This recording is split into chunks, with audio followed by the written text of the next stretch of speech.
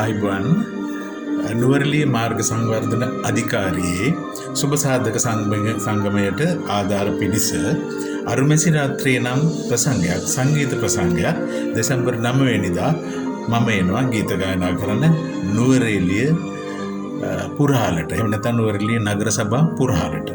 එතනදී අපි හමු වෙමු. ඒ වගේම මහිමා සංගීතයට සංගීතවත් වෙන මම සහ තවත් ප්‍රවීණ ගායක ගායිකාවන් කීපවලක් මේ ප්‍රසංගය සඳහා සහභාගී වෙන්න නියමිතයි.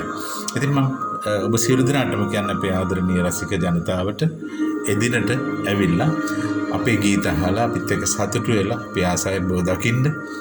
ඉතින් අපේ ගීත අහලා මේ ප්‍රසංගය නරඹලා ඔබේ සතුට භුක්ති විඳ ගන්න කියන එක තමයි මම ඉල්ලා හිටින්නේ. ඉතින් සියලු දෙනාම එනකම් අපි බලාගෙන ඉන්නවා. දිනේ දෙසැම්බර් 9 වෙනිදා හවස 4:30ට නුවරඑළිය නගර සභා පුරහලේදී පැවැත්වෙනවා. අපි එදාට හම්බෙමු. ආදරේ. මම රෝහණ මොගල.